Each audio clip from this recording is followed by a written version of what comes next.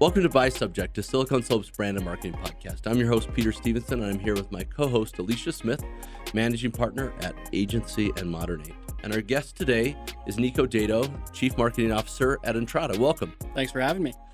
So maybe, first give us a brief rundown of your past and, where you grew up and where you went to school, some of, the background of you. Sure.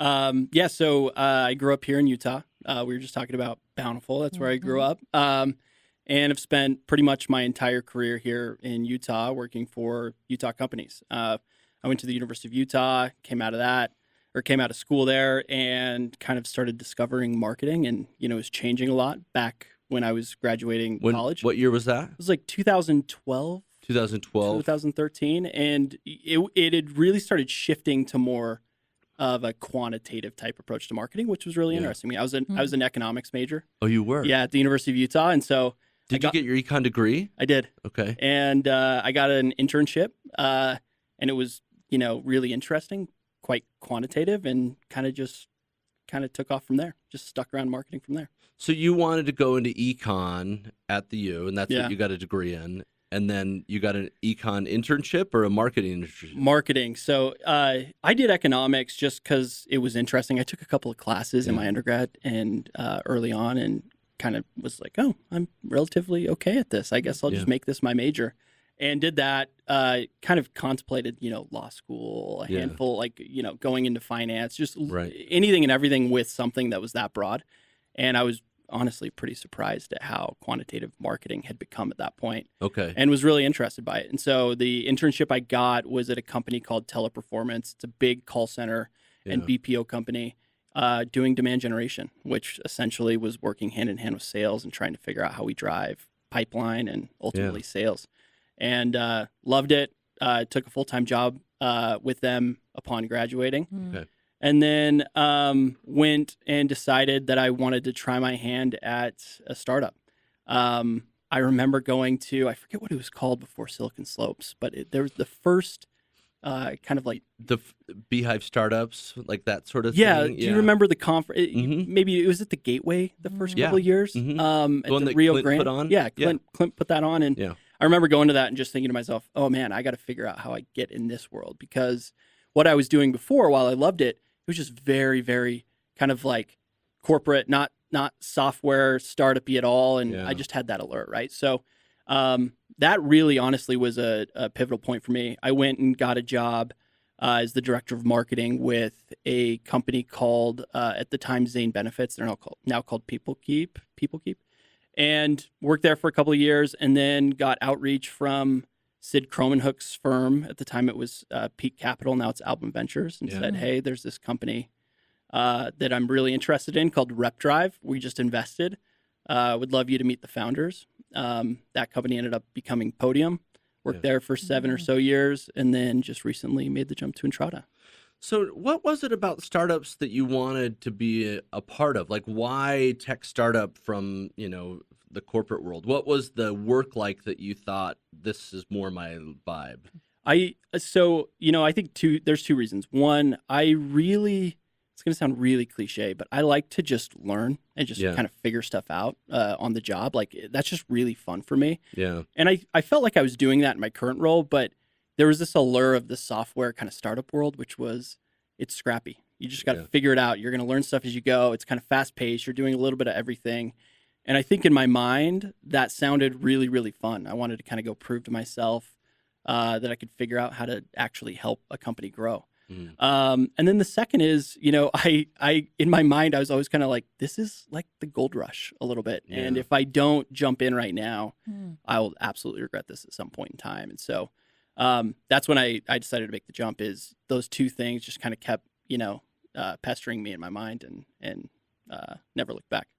What did you learn at that first, the benefits company that you can think, okay, this has been driving me and the thing that has sort of pointed me in the right direction ever since?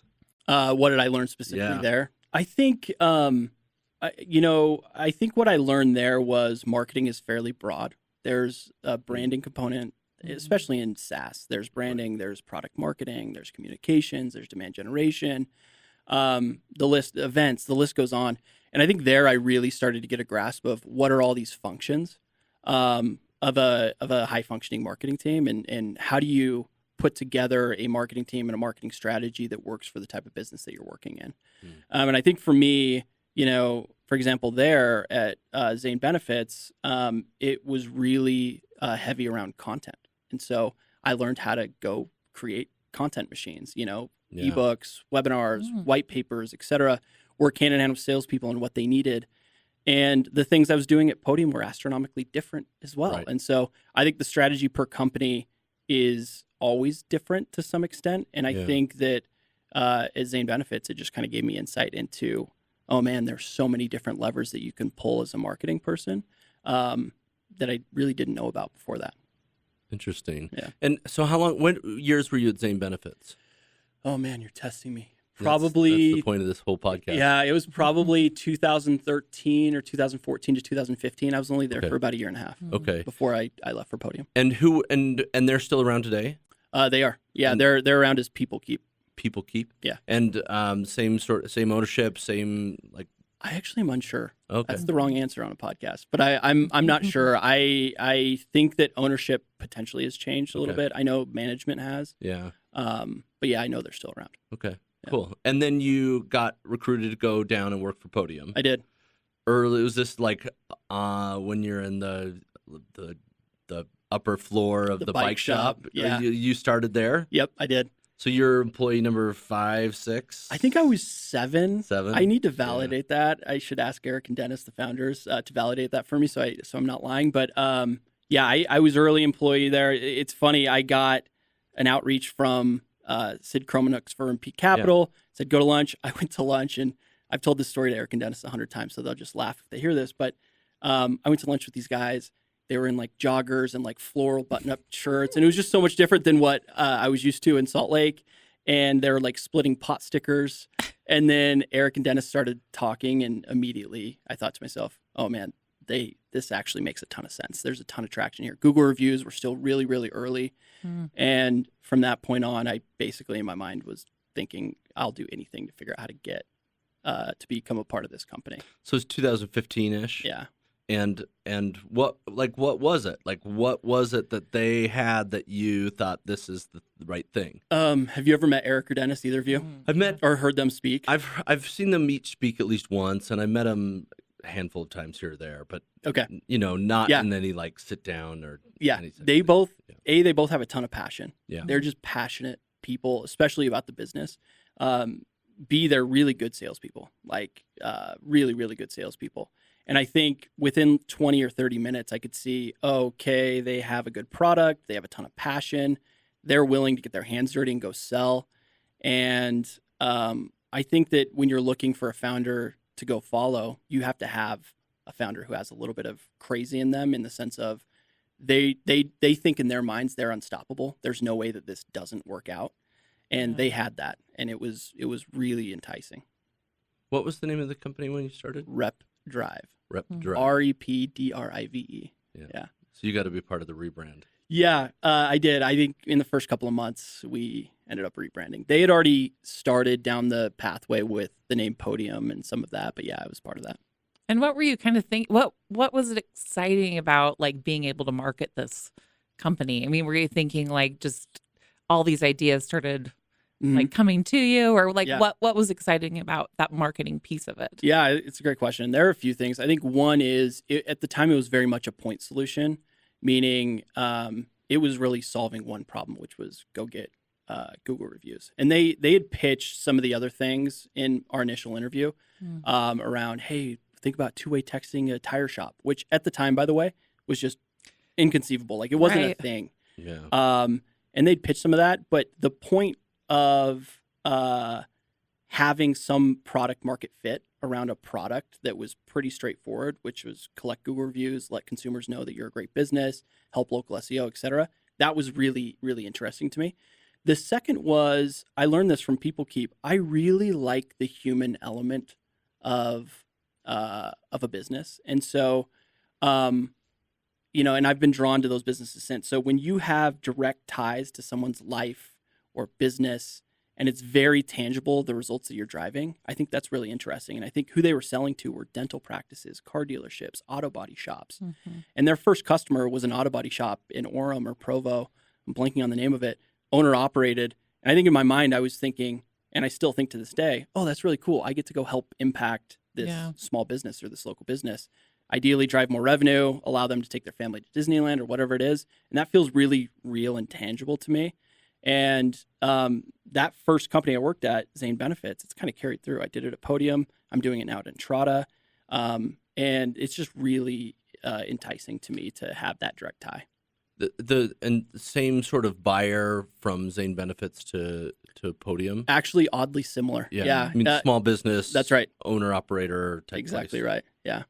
And Podium, they do serve the enterprise too, now, to some extent. But at the beginning, it was truly just, small businesses. So you come in, you're employee number 7, director of marketing. What was it that worked right away? Like, what was it in the marketing space? I mean, clearly everybody had to be batting almost 1,000 at that point to get to where it is now. So you came in and you did something right. Like, what was it that worked?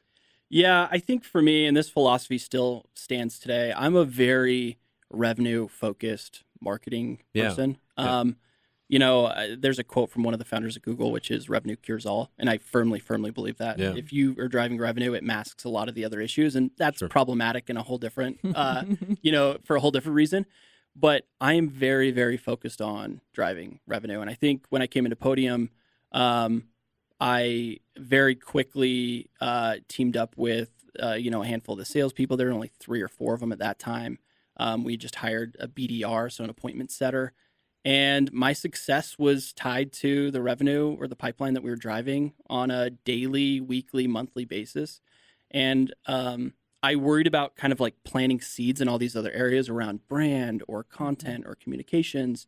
But I really was focused on working with those sales reps on, hey, if I drive a lead for you or I help accelerate a lead through the pipeline or the funnel for you, what are those activities that are working really, really well? Let's keep doing those things. And the things that aren't working well, let's divest from those areas.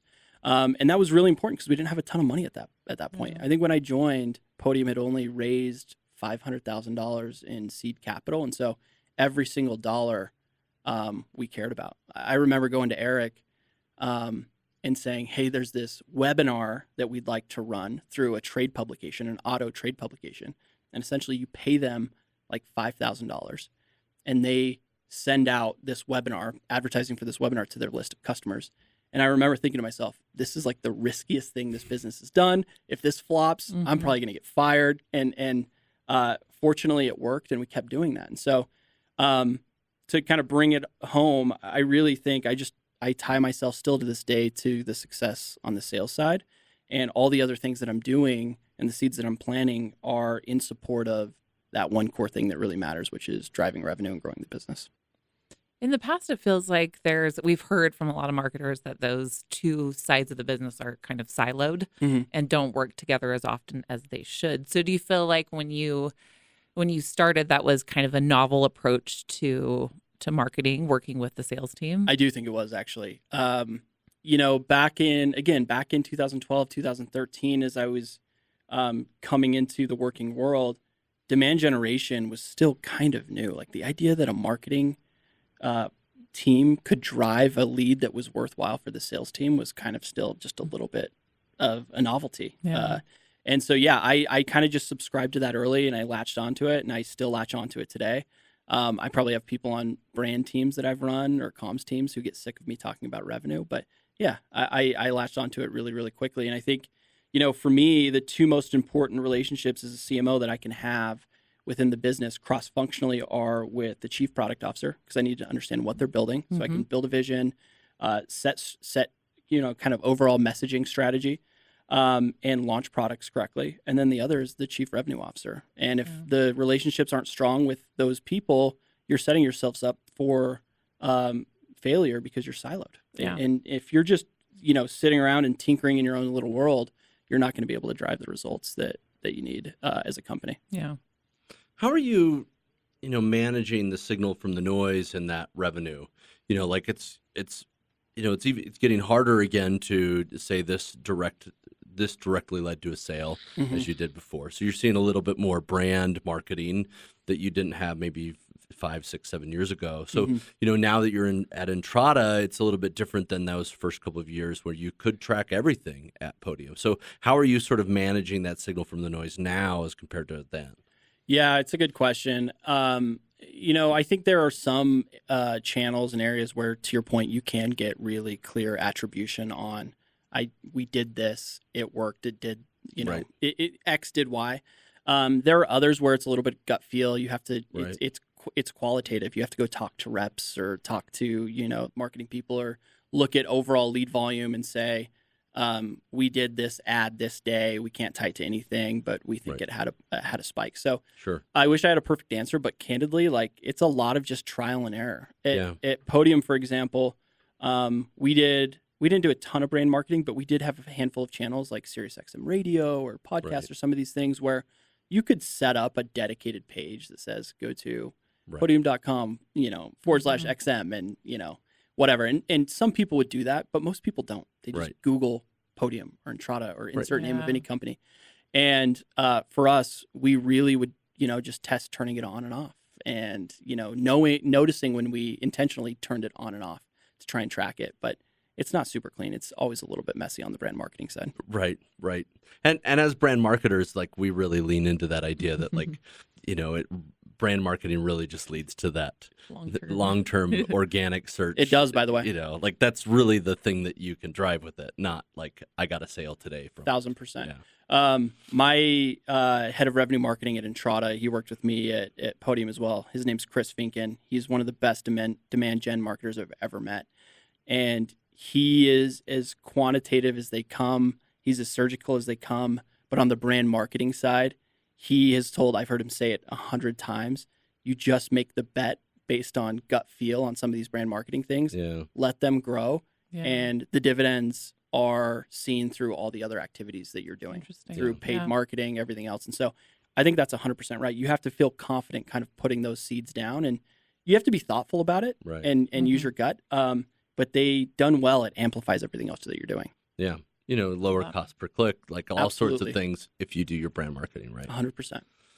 What's Entrata like nowadays? What are you guys trying to build? What are you, you're 12, 13-year-old company now, 14, maybe longer than that 20. now? 20 now? 20, yeah. Man, I'm old. So tell me a little bit about, like, where Entrata's going. Like, what are you trying to do marketing-wise? Where are you as a company sort of building, product-wise, marketing-wise? What's happening over there? Yeah. So Entrata has, in the last couple of years, seen a lot of new people come in. We have a new CEO who came in 2 years ago, Adam Edmonds. And he brought in a lot of other great executive leadership. Catherine Wong from Domo is there.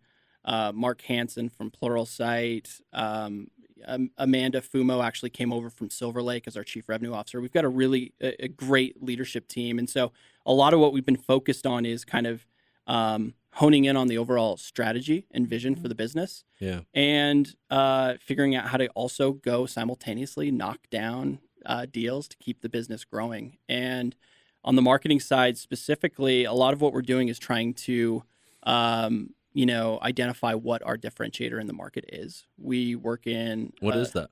For us, it's focusing on the resident. So, a little bit of background on Entrata. It's a software that multifamily owners and operators utilize to just run their apartment communities, right? And it can be everything from rent or talking about a leak or getting insurance, renting insurance, or whatever it is.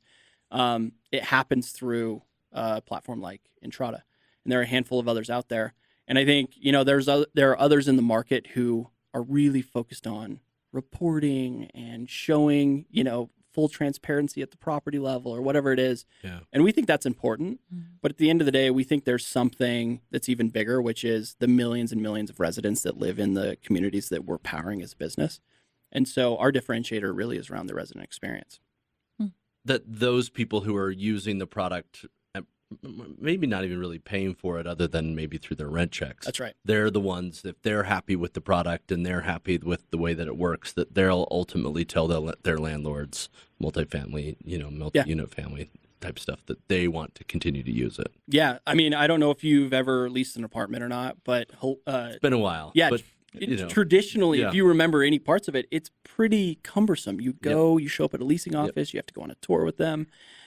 They give you a paper application. Yeah. You fill that out. Then they basically run it through credit checks or whatever else. They'll call you back. And that's all kind of fast forward technologically over the last, decade or so. But we think there's a ton more to do on just making that seamless. And if you make that seamless and really get great for the resident, you can start finding efficiencies at the property level or at the corporate level. And so, Adam, our CEO, he has a background in customer experience. He built and sold a handful of companies on the CX side. He has a huge passion for that. And I think he came in quickly and kind of saw this angle. And so, on the marketing side, we're capturing a lot of that vision from a product standpoint, from a company vision standpoint, repackaging it up, telling it to the market in unique ways, and obviously thinking through all the channels that we're utilizing to do that. And so, we're a big events company. We do a lot of events, whether they're field events or our annual summit. Demand generation is something that's much newer for us as a company. But, ramping up heavily there with webinars or content or paid ads or trade publications, et cetera.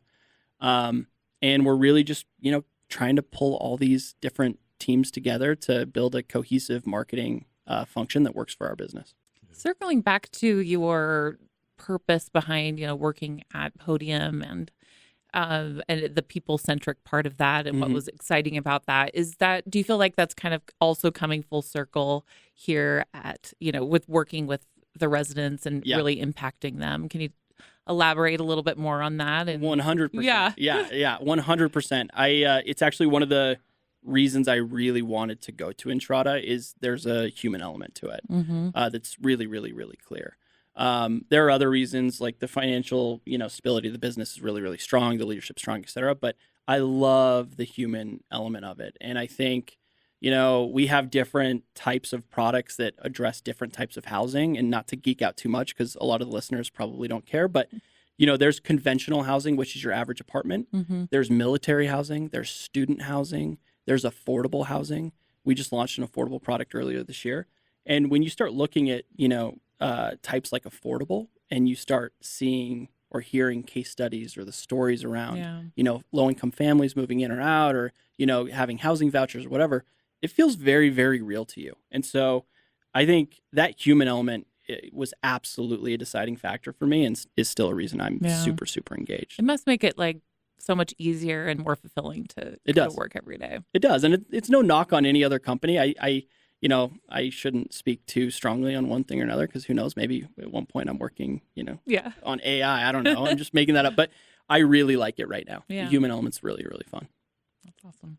You talked about your big events company and you're sort of newer into demand gen there. Was that something you brought in? It was.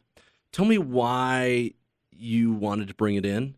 I mean, clearly they're a successful company already. Yeah. What was it about demand gen for this audience that you thought was going to work, and has it? Yeah.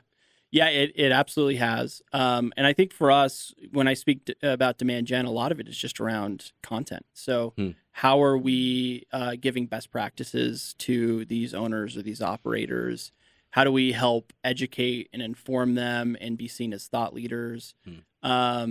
And obviously we're using channels, you can name all the obvious channels like Google or Facebook or all those. And those aren't massive channels. Tumblr marketing. Yeah, tons of Tumblr. Yeah. It's our biggest spend. Yeah. But you can use all of those. But really as far as demand gen goes for us, a lot of it is just how do we get operators out there in the market viewing us as someone who they should come talk to, right?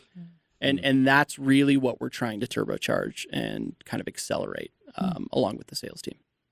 Interesting. And then, those same people are the people who are interested in your events and interested in other sorts of places. And is that title typically owner operator, or is it typically like manager, operations manager for a multifamily? All the above. Yeah. So it's everything from, property managers all the way up to CEOs, depending on the products or the size of business, et cetera. Yeah. And on the event side, we have our annual summit every year. Historically, we've done it at the Stein Erickson. This year, we're doing it in downtown Salt Lake because it's getting much larger. That'll continue being a focus for us. We love that event. It's fun. It's a great time to get everyone from across the world to come to Salt Lake. Yeah. But we also do a ton of field events, right? It can be as small as getting a professional on, the customer experience side of things to go speak to a group of people to, I don't know, a professional chef cooking event. It really just depends what we're trying to accomplish and who we're trying to get to engage with us. Are you seeing that there's a lot of there's a lot of chum in the market in the property management space right now? So, there's some stuff related to, Airbnb's down a little bit. People aren't staying in those sorts of places as much. The short-term rental market's a little bit chaotic, and housing vouchers are certainly in this weird space. Are you seeing a lot of churn in the market right now for Podium? For Entrata? Or are you seeing it's pretty consistent, the same owner operators, office spaces are just going to get turned into multifamily? Tell me what you're seeing a little bit. Yeah, when the market's good, interest rates are down, you're going to see a lot more activity on the M&A side where people are getting, gobbled up or whatever. With where the economy's at today, you see a little less on the transaction volume side. You see a lot of people kind of hunkering down and saying, if we're going to enter a recession, how do we make sure that we stay efficient? And so you've kind of seen those tables turn over the last little bit. As far as software companies go within the space, there are some big behemoths who have been there forever. They're going to keep chugging along. There's a lot of startups that are probably in the opposite position where, they're not feeling like there's a clear line of sight for them to make it through the next 18 to 24 months. But I also don't think that's unique necessarily to multifamily. I think you're seeing that in a lot of areas. But yeah, I think depending on the definition of kind of churned, there's different answers to it. I think from a property manager, owner operator standpoint and the M&A side there, it's definitely slowed down a little bit with interest rates where they're at. But I think on the software side, the down market is causing a lot of people to think about different things, as far as their futures go. I guess part of my question is, we had somebody in here a couple of weeks ago talking about how, they started out in customer marketing. So tell me a little bit about what you guys do on the customer marketing side. How are you focused on your own current customers and keeping them engaged and keeping them, as Entrata customers? Yeah. There's a few elements to that. So one is just ensuring that they know how to use the product. Sure. And so I think that falls somewhere between product marketing and customer marketing and ensuring that there's success there so that retention stays really high, right? As you launch new products or new features, make sure they know about them, how to use them. We do a lot of email marketing around that, a lot of webinars. Sure. I think there's another side to it where we just want to maintain relationships. I think for a company like Entrata, the average deal size is in the high six figures. Sure. And so we want to make sure that those relationships stay really, really strong. And so whether it's events or on-site meetings or swag that we're sending them or whatever it is, there's a constant drumbeat with those customers. And I think it's doable for a company like Entrata, where the deal size is much, much larger. If you look at, I'll use Podium as an example, they have hundreds of thousands of businesses. It's a little bit harder. You have to use different channels like email or in-app notifications or whatever. So for us, it really is more of a one-to-one versus a one-to-many type situation in a lot of ways, and in other ways it is one-to-many, but it's just a little bit different in Entrata than probably some other software companies out there. And so what have you had to learn at Entrata that you didn't think you needed to learn? It's a great question. I think it's a great question. I think one of the main things that I've had to figure out and learn is, when I joined, it wasn't a small company that we were trying to scale from, pennies. Not a startup. They were hundreds of millions of dollars when I came in. And so having to take a behemoth like Entrata and figure out how to tack on more activity, more pipeline, the right types of activities, spend budget in the right ways, hire the right people.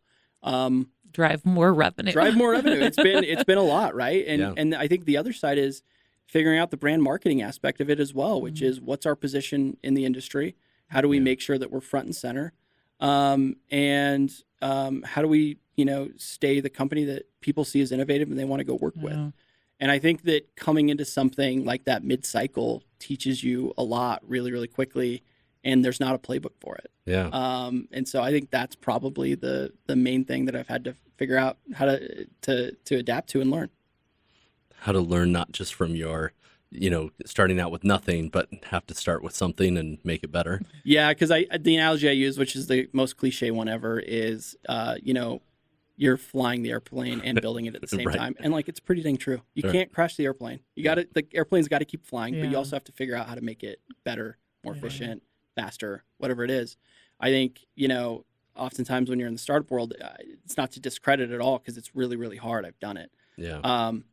The plane's on the ground a little bit longer, and Right. you can. It's not that you can take your time, but it's not that there's playbooks necessarily, but you're not trying to multitask and keeping the plane up in the air necessarily. Right. So it's just a little bit different Cool. than what I've been used to. Yeah. So I guess on that note, if you were to kind of sum up a marketing tip for our audience, it could be something you've learned or just something that like you think about Mhm. every day. What would that be? I think two things. So the first is be transparent. I think a lot of marketing people, because to your point on the silo side, Mhm. they sit in this world that a lot of people maybe don't understand. It's easy to not be transparent. I think it's just much easier to be transparent, whether it's around, pipeline numbers or who you're hiring and why and the overall strategy for marketing or where you're getting beat in the market. Just be transparent with the broader team. I think is really, really important. It's advice I got early on. I think the second is make sure the activities that you're doing as a marketing team or a marketing person or a marketing leader are aligned to the company outcomes. I think that they can be one or two steps adjacent to the overall outcome, but just make sure that they're helping support that overarching outcome. I think, there's really high turnover in the marketing space, particularly on the leader side. And I think that I personally think the reason why you see a lot of that attrition is because oftentimes marketing leaders aren't aligning to what their CEOs or others are trying to do within the business. And why would that be? I think it's easy to think that, oh man, we need a new website. Mhm. Or, oh, like this logo isn't as good as it should Yeah. be. Or, oh, this event that we throw, it's just not cool enough. Mhm. And I think the reason you need to be, the thing you need to be asking is, why am I doing these things? Like, what's Yeah. the impact going to be? And it's just a priorities game. Mhm. So I think if you get your priorities aligned to the overall outcomes of the business, you're going to get to the website or the logo or whatever it is at the right time. But just make sure that you're aligning the activities that you're doing to overall outcomes that actually drive results. Yeah. Not just like sound good to you, Mhm. if that makes sense. Yeah. I love it.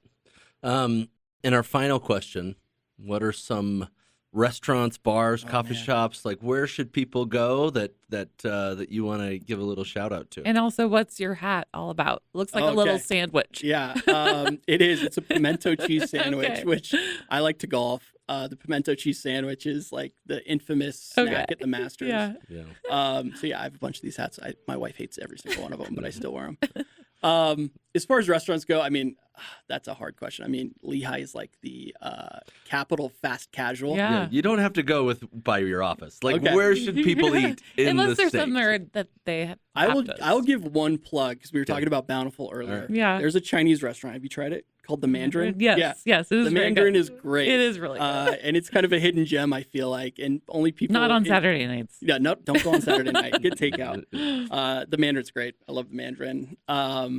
I'm trying to think what else. There's another restaurant in Salt Lake my wife and I really like called HSL. We Oh, go yeah. there far too yeah, often. yeah. But it's Candle really good. Salt Lake, yeah. Have you had the cauliflower? Oh, that it's amazing, where it's right? like It's amazing. We've gone and just ordered that. Oh, 100%. Yeah, that's like the best appetizer I've ever had. And their burger's actually really good too. Yeah, I like it Yeah. a lot. Yeah. Have you been up to Handle in Park City? Is that the one right off Main Street? No. It one's is Handle? on Main It is Street on Main ish. Street, yeah. Yeah. I haven't been, but Okay, I clearly haven't. but then. it's the same ownership. Same Is it? ownership, Yeah. Okay. So next time you're there, you gotta I learned go. something new. Yeah, but that Okay. General Chow's cauliflower is like It's so good. like it's worth just going for that. Oh, Yeah. totally. Yeah, it's amazing. Yeah. Awesome. I love it. And get yourself to Bountiful, get yourself over to get some Nielsen's frozen custard. That's a common one for me too. Yeah. Have you been to have you been to the Sunshine Cafe in North Salt Lake? Yeah, I have. The breakfast spot. Yeah, that breakfast spot with those like unbelievable cinnamon rolls. Really good. Yeah, and it's like in a strip mall. It's Yeah, very it's unassuming. really bizarre. Yeah. It's like there's like some weird stuff in that strip mall. Yeah. But that place it's really good. Yeah, that's close to where you guys are. It is very close. Yeah. And we were talking before this. There's not many food options in Bountiful, so we basically just named the two that are there. Mandarin and Sunshine Cafe. There may be a couple others, but not many. Have you been at Blacksmith Ice Cream on Main Street? That is good too. Yeah. Okay, now you're proving me wrong. Yeah. That is. I went there a couple of weeks ago. We did. Very, we're very in the middle of helping them with some branding. Oh, right are you? now. Yeah, because they're expanding. I'm trying to remember what the ice cream I had there was. It was really, really good though. Yeah. It's so fresh. It's so It is. fresh. Yeah. It is. It's right on Main Street, right? Yeah. Yeah. That's It's worth. Those are the things we're driving to Bountiful for. Yeah, I'm looking for a bunch of free food from all these call-outs on this podcast. I didn't think about that. Yeah, I'm just kidding. I'm sure you're Sunshine right. Cafe is listening to podcasts. They're all over. Yeah. All right. Yeah. Well, hey, thanks so much for joining us. It's such a pleasure to meet you, and we'll see you next time. Thanks so much. Thank you. By Subjects is a production of Modern 8 Agency in Silicon Slopes. Executive producers are Alysha Smith and Peter Stevenson. Editor and producer is Dave Meekum. Video production by Connor Mitchell. Development production by Eric Dahl. Production management by Shelby Sandlin.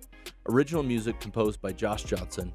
Website designed by Modern 8. Please make sure to follow and share the show with your friends and your enemies. Thanks for joining us.